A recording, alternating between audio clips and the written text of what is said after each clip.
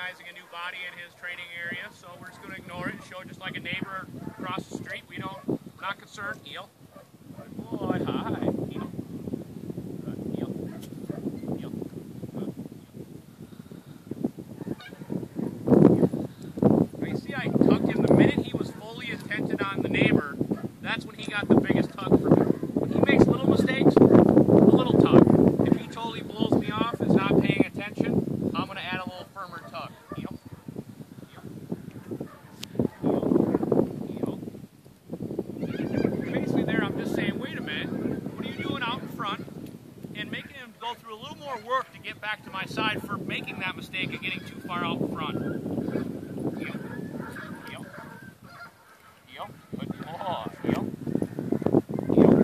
I'll use my legs or anything I have to show him that I can stop you from being distracted. Heel. Heel. Working on left and right turns with him. Heel. Heel. Good job, bud. Heel. You see I'm not all tensed up holding him. I mean, you should be able to walk him nice and relaxed, and the minute he gets off pace, a little tug. Heel. Now he's making a big deal out of you sitting there, just like the neighbor. You're going to show him, well, that person means nothing to me, so, I don't want you paying attention to that. And that's what's going to make walks with him easier and easier when you show him, no, stay focused on us, not on everything else around you. When I stop, he should automatically sit now. At any time today, if he does not sit, I want you to lift up the leash and tell him to sit. With you, he may not. A couple things he might do is try to jump up your side. He's all excited that you're here. Just sit. Good. Good boy. Now, the next step was being able to touch him. When you touched him, he would just get all excited. Sit. So when I praised him, I keep my left hand on the leash, so if he gets out of control, I still have the sit command.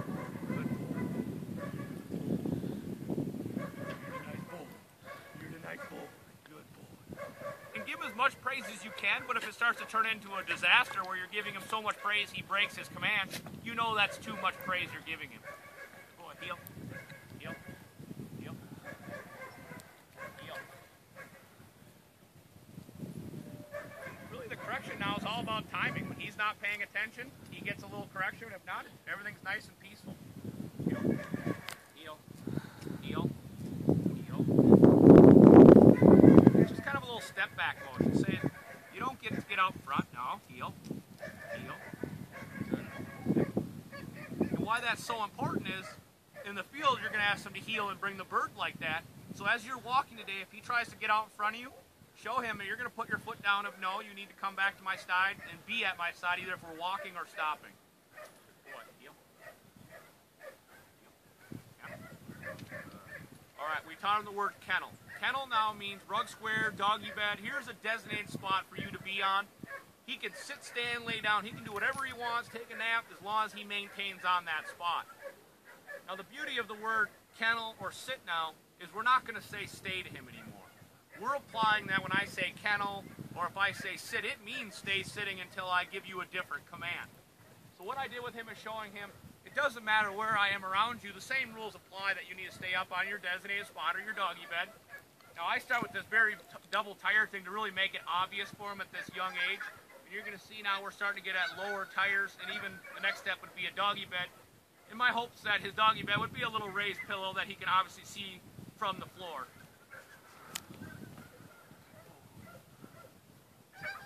I'll always come back to him to praise him for staying up here. One thing I don't ever want you guys to do is tell him to stay somewhere or be somewhere and then call him to you. Because then you're taking away the stay rate on your kennel where I put you. So I've been using just kennel. I come back to him, praise him for staying on the kennel on command, and then I will let him know what the next step will be. Heel. Good. Heel. Good. Heel. Heel.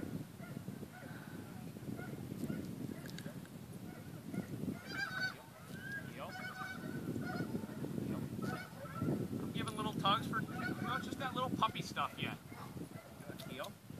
And we're not hunting right now, so we're showing there's no reason your nose to be working.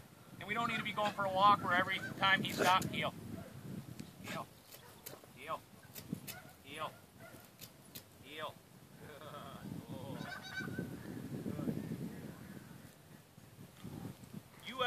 distraction, he thinks it's a big deal, but I'm remaining calm and just like, oh, I'm still working on heel, or I'm on the walk. You need to get on board with me. Sit. Quiet. Sit. All right, next command we work on with him is sit. Now, sit, once again, does apply to staying sitting. We're only using the word sit. Now, it's very important when you tell him to sit somewhere and you're going to walk away from him. Quiet. Sit. Is, for an example, if I say sit and step straight forward, he's thinking heel, because that was always walking straight ahead. Sit. What I always want you to do when you say sit to him is turn and face his side.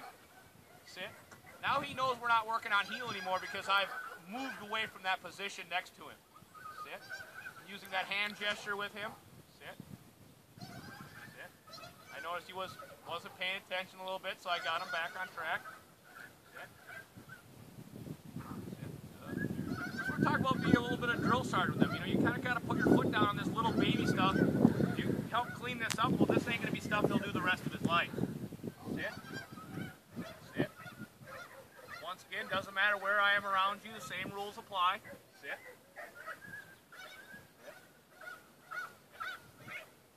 Sit. Now you notice I'm never tugging on that leash. Sit. I'm not giving him mixed signals. It's staying nice and loose. That's why if you start pulling him to you, to come to you, or you're taking away, you're always going to make him more nervous about coming to you instead of worrying about staying where you told him to be. Now, X marks the spot where you told him to sit. If he moves off, you're not going to panic. You're just going to bring him back to that designated spot you started with. Sit. The next step with him is starting to provoke him to make these mistakes.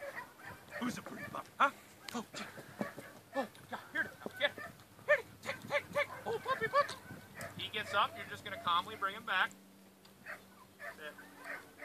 And just showing him, no matter what happens, I still wanted you to sit in that spot. Sit. Sit. Oh, gee. Oh, God, look at you. Oh, gee. Boy. Sit. Good. Sit.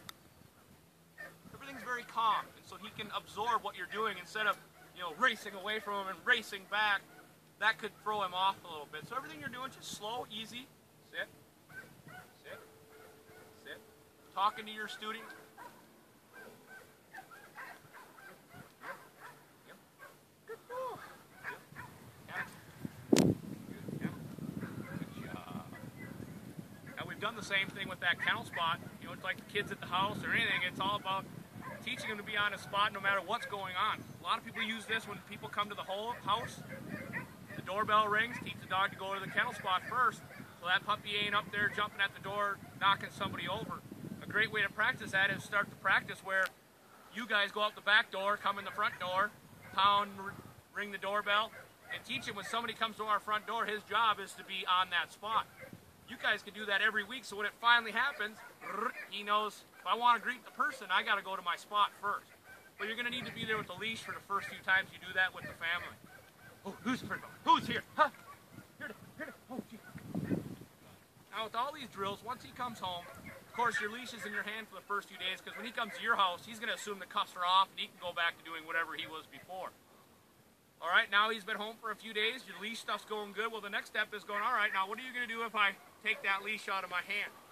And this is the time where you're going to make bigger circles away from him, maybe go around the corner of the kitchen. The whole time you're just assuming he's going to come off so you can teach him to stay on. Playing peekaboo, make sure he's staying up there, coming back. Good boy. Good boy. Good boy. Now, one more command we have for him is that okay command. Okay just means he's free to go. It's his time now. Okay. Okay. So now you'd say okay, he'd go around the house doing his normal thing. Say you were about to do a little training with him, I'd recommend, here, kennel. Starting him on his doggy bed, he already knows to get on. Gives you a chance to get your training chain on him and do a little session around the house of heeling or working on any command that you felt that wasn't as good as you thought it you could be yesterday. A lot of people do is they only bring their dog to the potential of what they know. This is about bringing this guy's potential to what he really is capable of. He's a nice little dog. Let's bring him to his full potential. And that means being a little bit more stubborn about asking him to be a little sharper, a little cleaner, and a little faster when he does stuff. Now, I've made him be up there 5, 10, 15 minutes. I need you guys now to lengthen that out with your time at home during dinner time, movie time.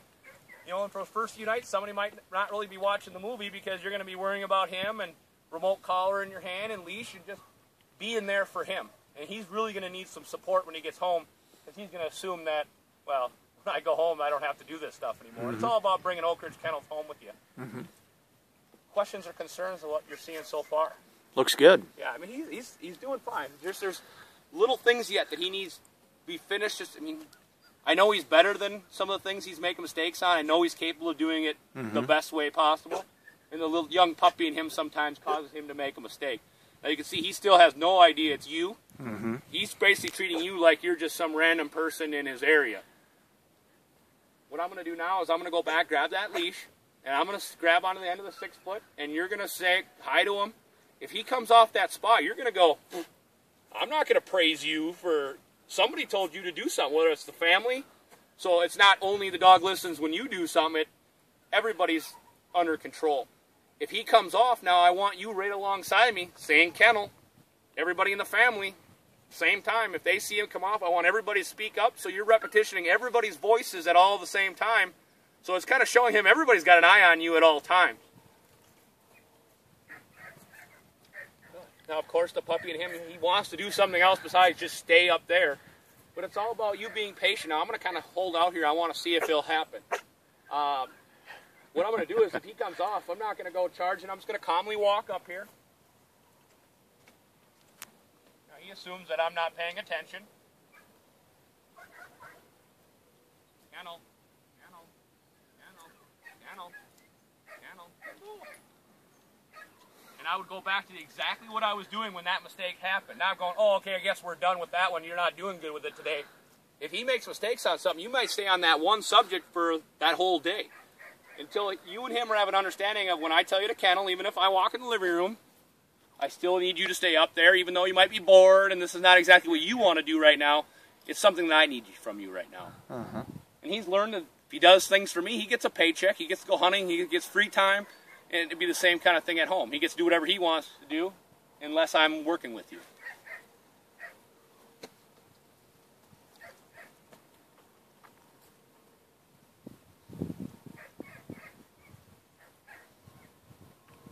Kennel, kennel. Now the little young dog in him was coming up going, I'm sorry, I just don't want to do this anymore. Well, that's where it kind of taking the next level of he has to start being an adult dog, and you can't always let the emotions take over. Got to put our foot down on some of the stuff and make him the best he can be. Dog training's about repetition. It's not always about pressure. There is pressure involved, but it's as least amount as possible. Especially with a soft temperamented dog like this. I mean, if you would have just started being tough on him, he wouldn't have wanted to be my buddy and my friend. I had to make that relationship good. Now I can correct him and he doesn't think less of me. All right, I'm going to grab that leash. When you come up, you can say hi to him, praise. As long as he's up there, you can love on him as much as you want. As soon as he comes off, you're saying kennel and stopping the love. Okay.